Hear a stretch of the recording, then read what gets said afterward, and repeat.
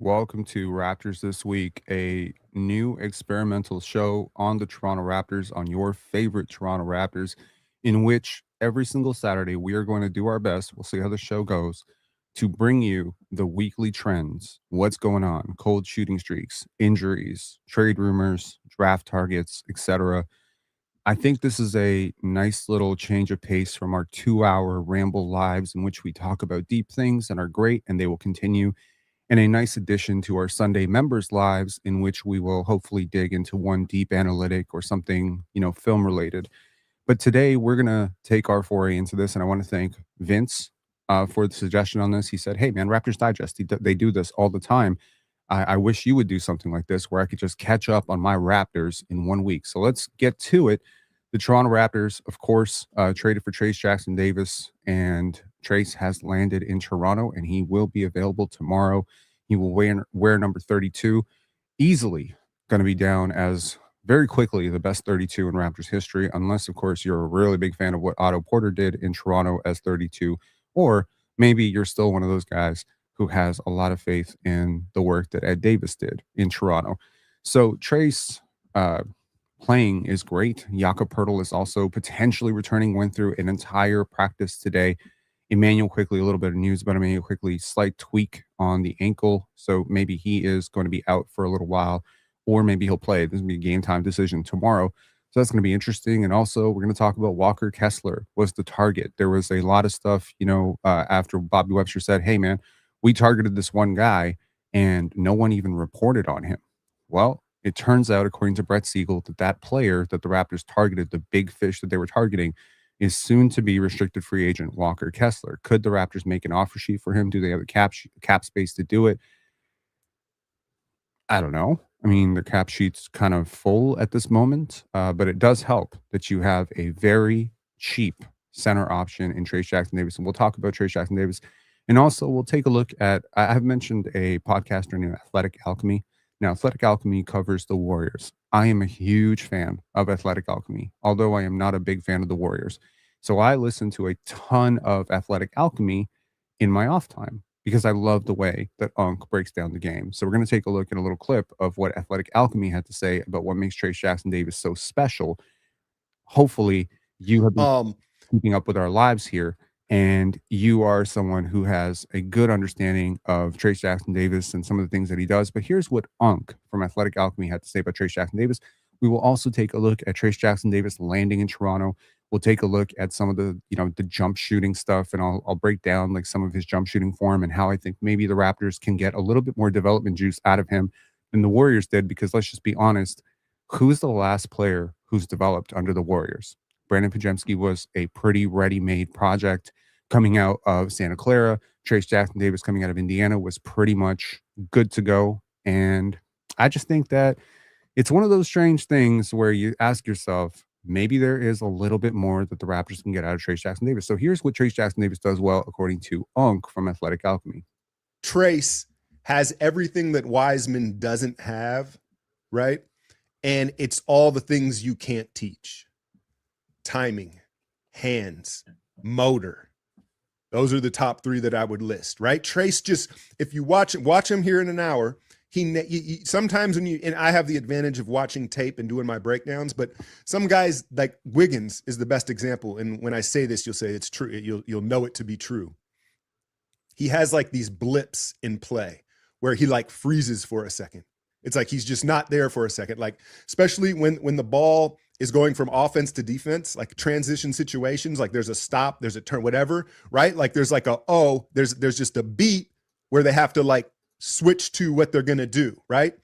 Trayce naturally, just end to end, he's just in constant movement, and that's what you want from a modern big man. So hell no, I wouldn't take Wise over Trayce. But again, I think they already knew the answer to that when they asked me. Absolutely. And one of the things that you notice also with Emmanuel Quickley, and frankly, quite a few players on this team last year, Davion Mitchell was a frequent culprit of this in years past, maybe Dennis Schroeder, is the processing speed when going from offense to defense isn't so smooth. Now here you see Trayce Jackson-Davis take some jump shots at the pre-draft process at the combine. And it's worth noting a few things that are interesting about Trayce and his jump shot. So you see this shot release, and it kind of comes across his body. A lot of people have noticed that. If this is a tweak that the Raptors are willing to make, if the Raptors can work with him, he seems very excited to be in Toronto. Obviously, Darko and Bobby seem very excited. They mentioned that he is one of 60 players that they consistently track. But if you notice, there is touch here. There's a lot of touch. There is a willingness to improve. He is 25 years old. So again, I'm not saying he's going to become a shooter. It's hard to become a shooter at the age of 25, but stranger things have happened. And maybe Trayce was just not given the opportunity. I think it's also worth noting, and very worth noting, that Trayce Jackson-Davis was not bad enough to be the 57th overall pick. What ended up happening was he was supposed to be a late first round pick in the draft in 2023, the same draft that produced Grady Dick. And he ended up slipping out of the first round. And the minute he slipped out of the first round, his agent, who was Mike Dunleavy's brother or brother-in-law, I can't remember, but basically Mike Dunleavy, the general manager of the Golden State Warriors, and basically they brokered a deal to get Trayce his 4-year guarantee, which is a 3-year plus team option. So the Raptors do have optionality on Trayce at a very inexpensive deal. And I promise you right now, he is the most underpaid player on this team, next to Sandro Mamukelashvili. It's absolutely insane that these two guys are both minimum contracts. When you consider how many players in this league make zero impact and are making like $22 million, it's truly insane. But Trayce is a very interesting prospect, and a lot of things that we broke down in the film breakdown from his defense, very impressive. So here's a clip from Open Gym. Shout out to Open Gym of Trayce showing up in Toronto. There's a lot of long-standing relationships. So, I've been in the business now, I guess maybe over 20 years. And so you have relationships with, other GMs or other people at teams. In the case of Trayce, I just spoke to him yesterday, and there's a big tournament in St. Catharines when he was like 17. And we had just gone down there because of the USA team, and it was maybe an under 18 team. And so he was on that, and that was the first time I watched him play. And so, you don't think much of it at the time, but, it catches your eye. I think Kobe White was on that team, Quentin Grimes was a pretty good USA youth team. Then he goes to Indiana, and you're following him. That was my first time out of the country, so being able to come to Canada, that was a really cool experience. Win gold, it was a lot of fun.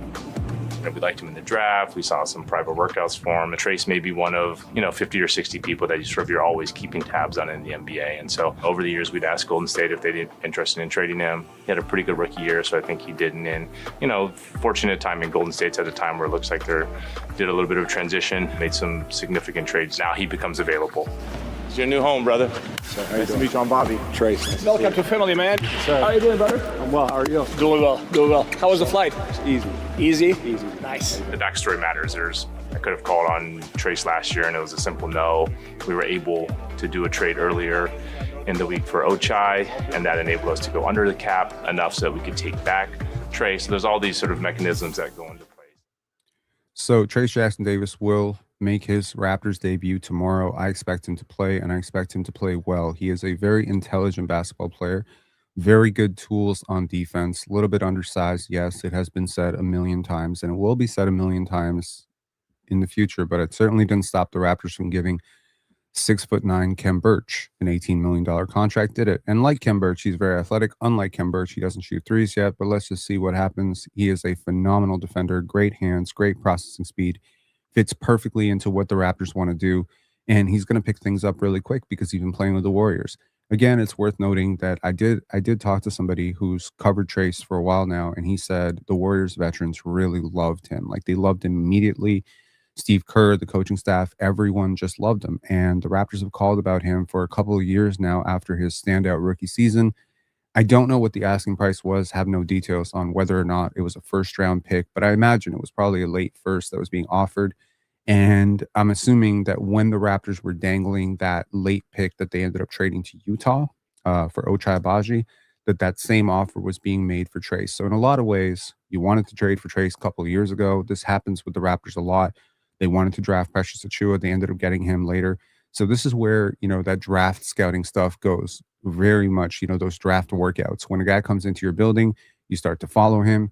You follow his career, you meet him, you spend some time with him. Sam Presti talked about this with Jared McCain. They just made a trade for Jared McCain, and I'm sure if the Raptors make a trade for Walker Kessler or Day'Ron Sharpe, you'll probably find out that they were targeting them in the draft at some point as well. It's also worth noting that the COVID year, the Raptors ended up they ended up picking Malachi Flynn in the same draft that produced Emmanuel Quickley.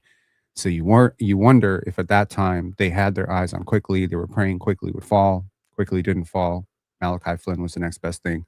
It's quite a weird thing to say a guy who's out of the league was the next best thing to a guy who got 32 million, but that's just how these things go. So I'm looking forward to Trayce making his debut tomorrow against the Indiana Pacers. One player who will not be making his debut for the Indiana Pacers tomorrow is Ivica Zubac, who just had a child. So Ivica will be out for a little while.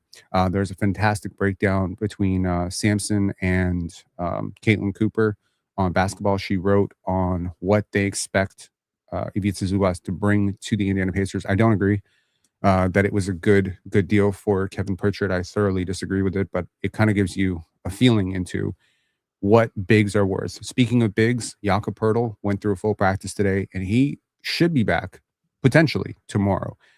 What a welcome sight for the Raptors, from going from 0 centers to actually having 2 serviceable centers. I think Jak playing, even if he takes a week to ramp up, is so important for Trayce. They fit in a lot of the same ways. I think Yak's a really good veteran. I think that's something that's often understated because he's still so young. It's weird to be calling somebody who's 7 years younger than me a veteran in the NBA, but that's what Jak is. He's very well conditioned, very well coached at Utah, very well coached, by the Raptors. And then, of course, in San Antonio, learning from Tim Duncan. He has a lot of tips and tricks that he can pass on to the next big.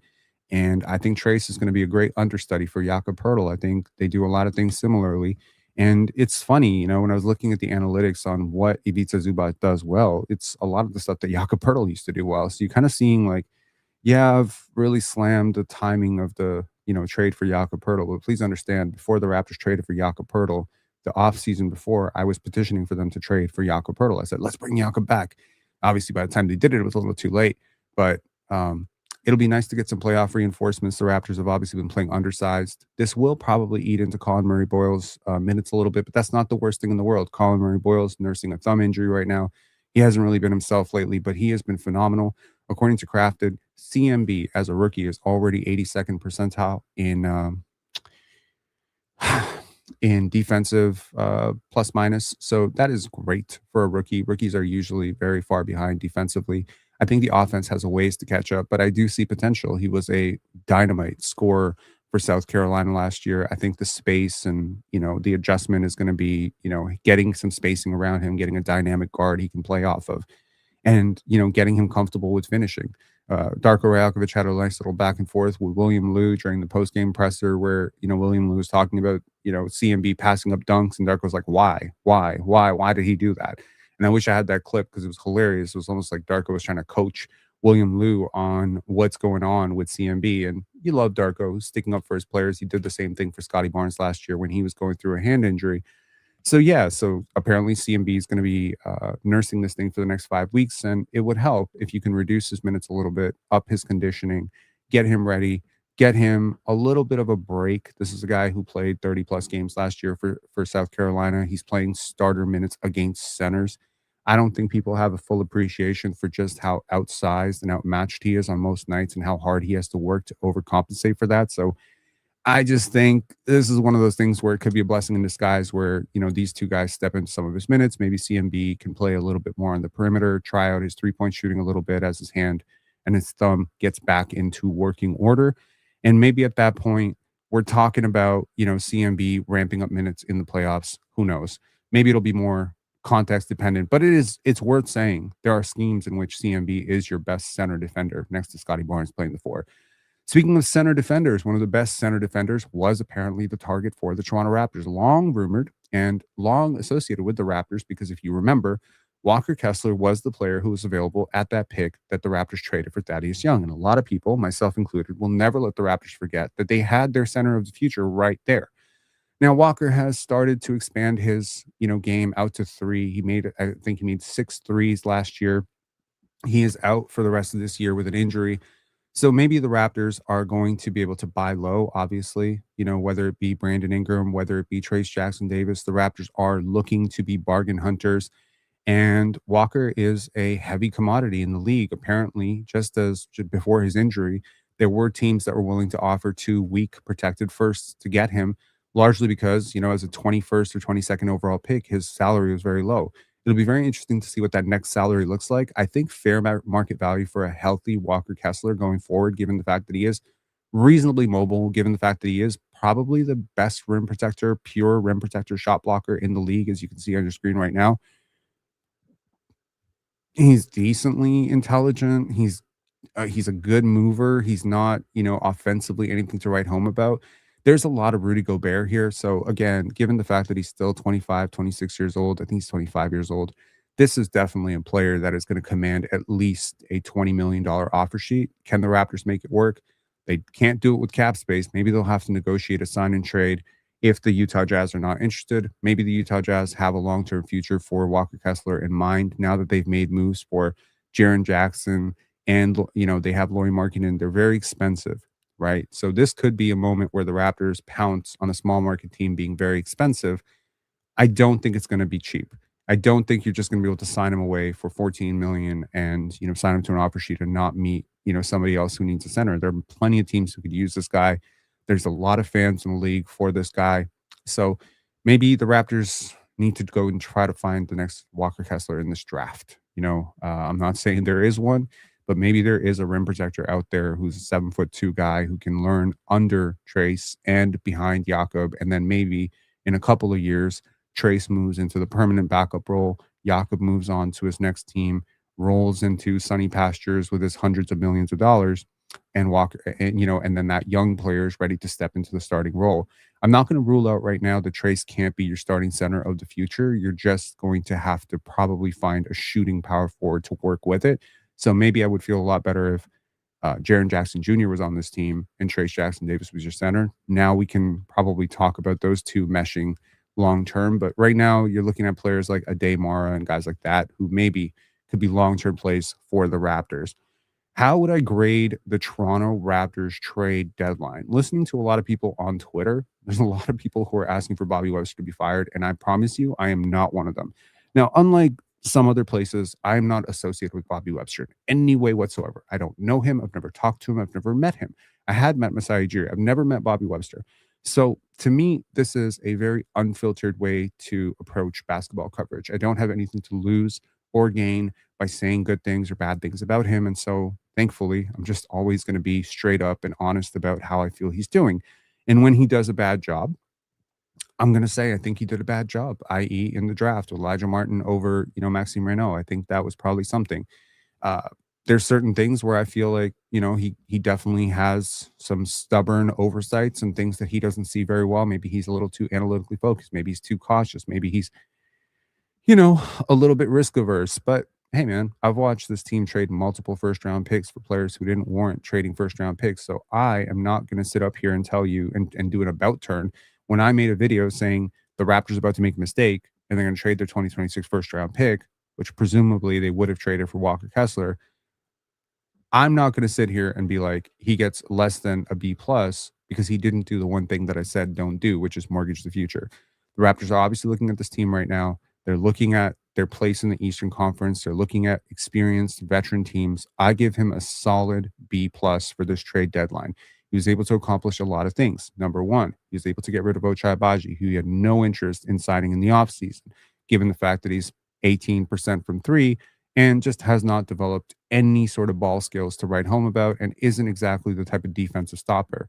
Guys like Ochai Agbaji, unfortunately, because they're lottery picks, they always get a little bit overpaid on that extension because there's still someone out there who's just like, well, maybe they're worth a little bit more because they were, there was a former 14th overall pick national champion. Honestly, there are players in the G League right now who are better than Ochai. There's no disrespect to Ochai.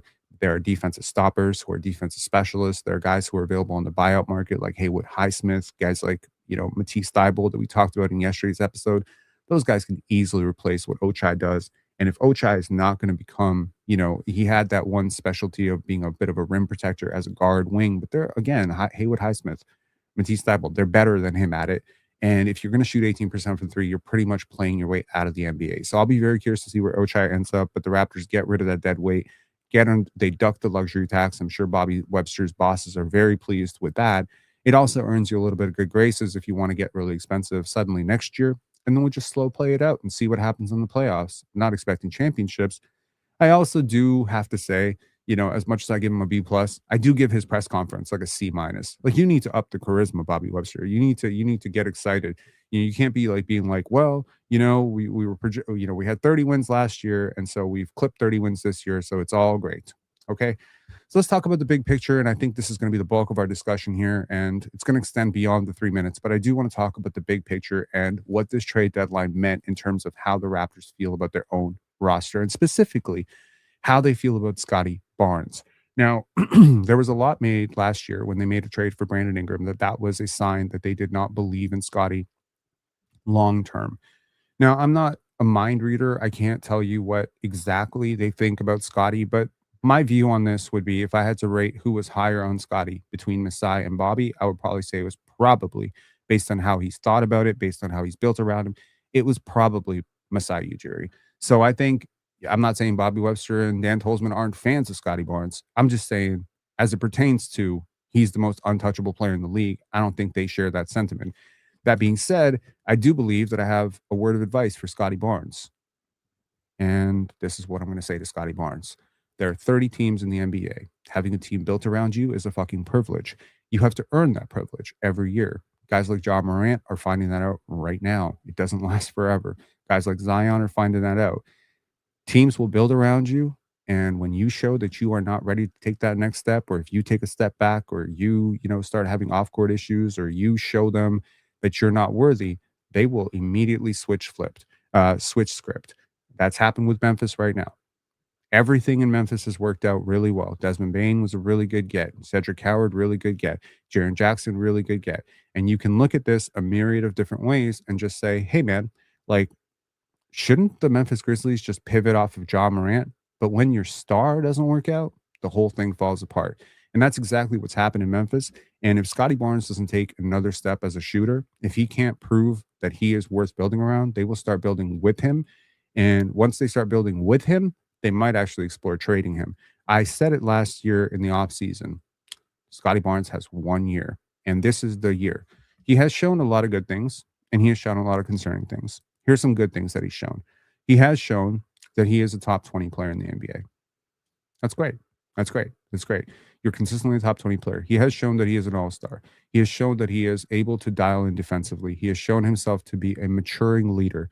He has shown himself to be a very good passer and a driver of offense. This is the best offensive season he's ever had. Overall, as an initiator, connector, he's bought into a slightly smaller role. But again, in certain lineups when scoring is being demanded, he has been inconsistent. Defensively, he's done everything that the Raptors have asked him to do and everything that's been necessitated of him. I don't think he walked into this season thinking that a bulk of his minutes were going to be played at center and power forward, but that's exactly where he's playing. He's fit into lineups with RJ Barrett where RJ wants to be a little trigger happy. He's played in off the ball, even though he's probably better on the ball. He's had to guard up 2 positions, even though I think it takes away from his overall, impact defensively. And so you look at a situation like this and you're like, hey, there aren't a lot of teams that play their best player out of position.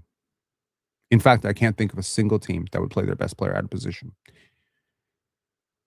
The Indiana Pacers are not about to play Tyrese Halliburton at 2 so that they can start TJ McConnell, right? Think about it. Think about what I'm saying. Donovan Mitchell is not about to start playing small forward. Okay. So teams have a player that they're building around and everything sort of orbits around that star. It's a little bit like, the Galaxy thing. And so for the Raptors, for the last 3.5 years, everything has orbited around Scotty Barnes and his development, his progression, his growth, his maturation, his voice. Try to escalate him into that bigger role. And that bigger role means that occasionally you're going to have to do things that are a little uncomfortable, like playing out of position, but also occasionally you're going to have to take over games. You're going to have to take over fourth quarters. When your team can't buy a bucket, you're going to have to put the team on your back. He showed a lot of that in the second year, the infamous second year in which apparently he had work ethic issues and he was struggling. There were many times where Scotty Barnes just refused to lose a game where, his team was down 12, 13, 14 points and he just put on his Batman cape and he got them to within 3 or 4. He put up 20 points, 19 points, 15 points in the fourth quarter. That has been somewhat missing this year. He has been, ironically, the Raptors' most efficient clutch scorer this year, but he has not been their most frequent clutch shot taker. That's obviously a role that has been reduced to Brandon Ingram or Emmanuel Quickly. And I don't think that's necessarily for the best. I do think Scotty deserves to have the ball a lot more. But at some point, being the alpha or being the main guy or being the star player means that you have to demand touches from players that you think are older, better, and even, players that you respect. I don't think LeBron was deferring to anybody as a rookie. You do have to have that gene, that takeover gene, that killer gene. And I think that Scotty is going to have to show that over the next 25 to 30 games of the regular season and also in the playoffs. I think this playoffs will become an audition for Emmanuel Quickly, RJ Barrett, Grady Dick, Jacoby Walter. It will be a small run. It's not going to be 3 rounds, 4 rounds. You're not making the finals. I very much doubt the Raptors are going to be an NBA finals team. But if you can get to the Eastern Conference Finals and Scotty can play really, really well and take over games the way we have seen him do it multiple times this year against Cleveland, we have seen so many games this year. Golden State is another one. If we can see that version of Scotty and not the version of Scotty that showed up in that NBA Cup game, which was very disappointing, then I think the Raptors are willing to go further. And by further, I mean they're going to be willing to make a very big investment in the now. Okay. They're going to be willing to parse out future draft capital. They're going to be willing to take on expensive salaries. They're going to be willing to make the investment in Scotty Barnes. But if Scotty Barnes shows up small in these big moments, this whole thing is going to be blown up within a year. They're going to start tanking again. It's not going to work. They're going to pivot because you're not going to go forward without a star. I think the Raptors learned that when they traded for Kawhi. And either they're going to just blow it up and go for draft picks and try to cash out when the value is still high, or they're going to try to trade Scotty Barnes for a star that becomes available. If Scotty wants to avoid the fate that Pascal Siakam had, that DeMar DeRozan had, that Chris Bosh had, quite frankly, you're going to have to show up. And I know Scotty has this tendency to sort of float through and pick his spots and stuff. But dude, if you were playing a little bit better offensively this year, you probably would have Jaren Jackson Jr. on your team right now. Scotty has to decide, I'm done waiting. And the minute he decides he's done waiting and he starts taking over, and I don't mean scoring 25, 27 points per game. I don't mean you got to go out and win Defensive Player of the Year. And by no means should anything I'm saying right now be viewed as a, maligning of Scotty or over criticism of Scotty. This is a fair, constructive, brotherly love way of approaching how I see my favorite player right now and his season so far, and how I think the Raptors front office sees what he's doing. If you don't want to become a player that they want to build with, and rather a player that they build around, if you want to be a player who actually gets to play your natural position, if you want to be a player who has the ball in your hands more to decide, if you want to prove that you're worth parsing out 1, 2, 3 future first round picks in 2032, 33, then prove to this team that you're the type of person that will not allow this team to fail. Prove to this team that you're not the type of guy who's going to show up small in the playoffs. Prove to them that the consequence of going and trading for a Kyrie Irving or a Lauri Markkanen or a Jaren Jackson or making a mega offer for a Walker Kessler or a major upgrade right now at the cost of future flexibility is that you will reward them with deep playoff runs consistently. You have to prove it. You cannot keep deferring to Brandon Ingram. He's not good enough to do it. You definitely cannot defer to RJ Barrett and Emmanuel Quickly. They're not good enough. Scotty is not the only one on trial right now. There's a lot of players who are going to be on trial.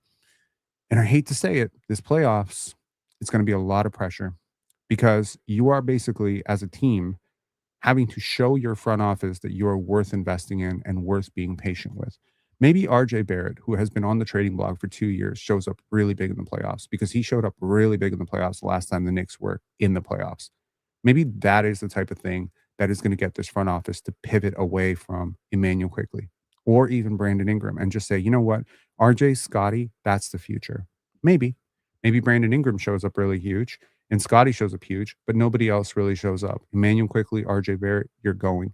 I'm telling you, this team is going to be very reactionary to the playoffs. They're not going to be overreactionary. They're not going to take a missed shot against you. But if you completely dog it in the playoffs, if you completely don't show up in the playoffs, I think this team is probably going to pivot away from you. That being said, playoff performances can often boost value more than anything in the world. And so I, for one, am hoping that the players they actually want to trade and the players they've been looking to trade at least don't shit the bed in the playoffs. I'm hoping that RJ Barrett and Emmanuel Quickley can be competent in the playoffs, that Jakob Poeltl can be competent in the playoffs. And now maybe you can approach the offseason a little bit better. This offseason, on a bigger picture perspective, the Toronto Raptors will have a little bit more wiggle room, and that wiggle room will ultimately be about 3 or 4 things. Number one, it will be about bringing Sandro Mamukelashvili back. They do not have his bird rights at this point, so you're going to have to use your non-tax player mid-level, and that can be about 14 million. So that's about the most you can offer him. There will also be probably some future decisions made on Trayce Jackson-Davis based on what you see from him over the next 30 games. So expect him to get a real shot to prove himself. If he doesn't prove himself, he might actually just not have his option picked up. They might just choose to let him go for nothing, and you'll be crying that we paid a second-round pick for a rental. Or maybe if he proves himself to be very worthy, this would be a nice time before he completely pops off, before you develop his jump shot all off season, to maybe, I don't know, extend him to 3 years, 15 million, and get a nice cheap center on your roster. This will also be a huge offseason for Grady Dick. I think Grady is as much on trial right now as Scotty Barnes. And that sounds crazy to say because Scotty is so much better and has been so much better than Grady. But at this point, I think Grady is just taking up space if he cannot make more than 30% of his threes. I know he's a little bit bummed out that Ochai Agbaji got traded, and he's being sort of, welcome to the NBA business of it all, as many players are when their favorite teammate gets traded or when they get traded. But I think this summer, Grady Dick, whose option has already been picked up, will just be a massive expiring and a trade fodder if he doesn't show up really big over the next 30 games. They're giving him a huge opportunity right now. Earn it. And yeah. NBA 12396 said, Penn, would you trade Scotty for the first pick in this draft? I wouldn't. Because I love Scotty Barnes, and I think Scotty Barnes is amazing. But that being said, I also love AJ DeBonsa. I also love Darren Peterson, and those guys make a hell of a lot less than $39 million and are probably bigger assets. I don't think any team in the league is going to trade the first overall pick for Scotty Barnes, Jalen Johnson. I'm not even sure that if a team is really high on Darren or AJ, I don't think they would trade the first overall pick for Cade Cunningham right now. Nothing short of Victor Wembanyama or Shai Gilgeous-Alexander is getting you the first pick in this year's draft. Maybe Anthony Edwards could be up there. But Cade, Scotty, Alperen Sengun, Jalen Johnson, Jalen Williams, Chet Holmgren, no. You're not trading the first pick in this year's draft. There's so much value of that pick. It's a cheap player on maximum upside. Like you just don't trade players like that. From the Raptors perspective, obviously it totally changes your timeline. I would understand if the Raptors did it. I just wouldn't do it myself. I would never trade Scotty Barnes. I wouldn't trade Scotty Barnes for anyone in this league. But if you put a gun to my head and put me under a truth serum and lie detector, maybe I would fail that lie detector on Victor Wembanyama. But yeah, that's evidence of how much I believe in Scotty. And I know a lot of people see him as a non-scorer or a limited scorer or whatever. I totally see a world in which this guy can average 25 points per game easily. It's frustrating that he doesn't, but I see a world in which he can. So Abu's saying, I think Cooper could land the number 1 pick. He might. I wouldn't. I definitely wouldn't trade Cooper Flag for the number 1 pick in this draft. Hell no. I think the number 1 pick in this draft is worth more than Cooper Flag. So that's where I'm at right now. But hey, we're seeing what trend lines emerged during this trade deadline. We see a little bit of where teams are heading. Obviously, there's a lot of trepidation about the loaded up East next year. I wouldn't worry too much. It's not like Anthony Davis and Trae Young have been like lighting up the league. It's not like Ivica Zubac hasn't had a very down year and is a very questionable fit, in my opinion, in how the Pacers like to play offense. I think a lot of people are doing for the Pacers and the Wizards what they did last year for the Atlanta Hawks. The Atlanta Hawks and the Orlando Magic were supposed to be like dominating the East. And who actually dominates the East right now? The Detroit Pistons, who absolutely stomped the life out of the New York Knicks last night. So you look at that situation and you say, I got to see it. I got to see it with my own eyes. I got to go see what Tyrese Halliburton looks like after the hamstring, after the Achilles injury. He may not be the same. And by the way, he's going to have less space now because Ivica Zubac is not a good shooter. So I listened to Caitlin and Samson break down how Zubac is supposed to fit into Indiana, and I buy some of it. I understand the theory behind it, but I'm not convinced that they are going to be necessarily better than the Raptors next year. The only teams that I can say with full confidence, unless something drastic changes, will be better than the Raptors next year are the Detroit Pistons, for sure. And maybe, just maybe, if Cleveland works out and Evan Mobley is unlocked with James Harden, maybe Cleveland. Maybe Orlando. Like, I think the Raptors are a top 4 team in the East if things hold steady right now, and if they hit in the draft next year and they get some positive development and good health from Jakob. I'll remind you, this is the 9th youngest team in the league.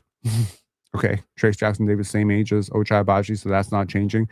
Once you clear Chris Paul off your team because he's 40 and he's single-handedly dragging this, they're like the 9th or 8th youngest team in the league. This is a very young team. Obviously, you do look at teams like Washington and Charlotte, and you're like, they will be better next year for sure. They should be. Will Riley, Keyshawn George. There's a lot of really good young talent popping off in Washington, and I mentioned it a couple of years ago when they changed their management. They know what they're doing. Washington and Charlotte actually know what they're doing. A team that doesn't really know what they're doing right now is probably Philadelphia. I'm not sure Philadelphia knows what they're doing, and that's probably a good thing. Another team that probably doesn't completely know what they're doing right now is Chicago, who have overloaded on guards. Maybe the Raptors can look at Kobe White this offseason. Maybe the Raptors can explore the trade for Malik Monk. Either way, the big picture here is the Raptors will have to prove it. The last time the Raptors sincerely felt a need to prove it to their front office that they were worth investing in, I'll remind you, was 2013. The Raptors traded Rudy Gay, trying to tear it apart. DeMar DeRozan, Kyle Lowry, good friends at that point, after a few years of playing together, looked at that team and said, you know what, fuck this front office. We're going to go start winning. I know they want to tear us apart, but long as we're together, we're going to start winning. It's so funny how identity can change on an accident. Right now, the Toronto Raptors internally have to look at this front office and say, what they did this trade deadline shows that they do not believe in us. So let's make them. I would view this very much. If I was Darko Rajakovic right now, if I'm the head coach, right? Here's my opening address to the team once Trayce Jackson-Davis enters that locker room today. Guys, nobody expects anything from us. Nobody. RJ Barrett, we tried to trade you for a pine cone, and people said no. Emmanuel Quickley, every single time we called another team about you, they said that you were basically an Oompa Loompa and that we couldn't get anything for you. Jakob Poeltl, they sent us Robaxaset for you. They think you're going to retire medically. Trayce Jackson-Davis, they dumped you for a second-round pick. Scotty Barnes, they think you're special needs. Okay, Grady Dick, they don't think you're a basketball player. Nobody believes in us, including our front office.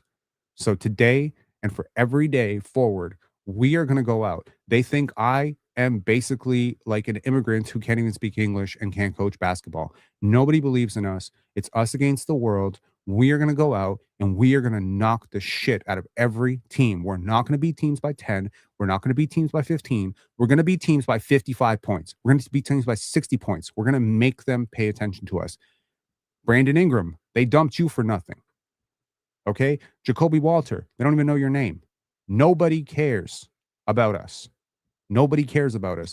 And they're not ranking us, and nobody's talking about us in the playoffs. Let's go prove a point. Yo, I would do it. If I was the coach, Darko Rajakovic, hire me. Hire me for one day. I will hype the shit out of this team. It's us against the world from now on. This is the epitome of we the North. Us against the world. We the other. We the North. Go do it. Go do it again. But this time, don't get stomped in the first round. Go through the first round. Barrel the first round. Sweep the first round. Put the league on notice that you're actually good at basketball. I look at the talent on this team. Yeah, it's not perfect. But you're telling me there isn't enough talent on this team to go out and beat the Knicks? You're telling me that OG Anunoby and Mikal Bridges scare you so much? Come on now. No.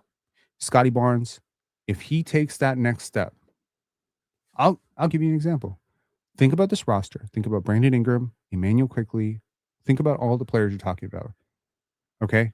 Now take Scotty Barnes off this roster and add in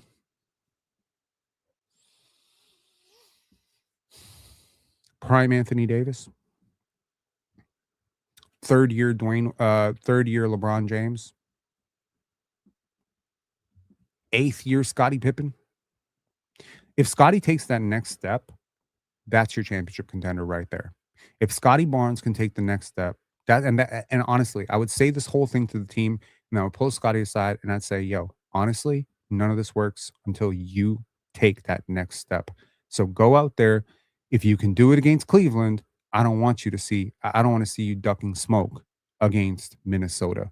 If you can go and torch Rudy Gobert over and over and over, then why can't you do that to Nikola Vucevic? Why can't you do that to Gershon Yabusele? No more plays off. No more games off. No more picking and choosing. Go out, fight, put the league on notice, earn your respect, earn your stripes. I'm done. I'll talk to y'all later. Like this video. And if you like this format, if this works, we're going to keep doing this. Maybe the weekend of Pendants, but we'll pick this up into March. I think this format is pretty cool. It's a good way to talk about things in a pretty condensed way. And yes, the bigger picture talk definitely went 20 minutes because I got to ramble once in a while, but definitely. And if you are new around here, please hit subscribe. Please hit subscribe. It helps us grow a little bit. We haven't been growing as much over the last year as we were in our first few years. Let's change that. Let's get to 20,000 subscribers, 30,000 subscribers, 50,000 subscribers. If the Raptors are being ambitious, honestly, right now, I'm thinking maybe I should be a little bit ambitious too.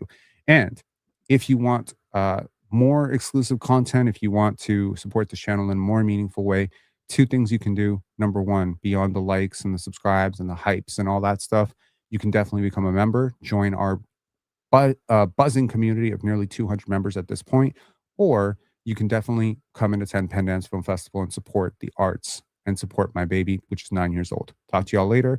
Link in the bio. Peace. Also, 2 starred comments here from me, Sasha Music, saying we weren't willing to give up a first for Kessler, or was the asking price higher? Honestly, I'm not sure, but the asking price, according to some, was 2 first-round picks.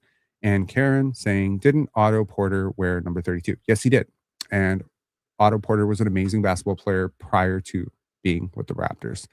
So maybe Trayce Jackson-Davis will never achieve the heights that Otto Porter did as a Wizard or as a Warrior, but it certainly wouldn't be hard for him to beat the heights that Otto Porter achieves as a Raptor. All right. I'll talk to y'all later. Have a blessed and beautiful Saturday. Peace.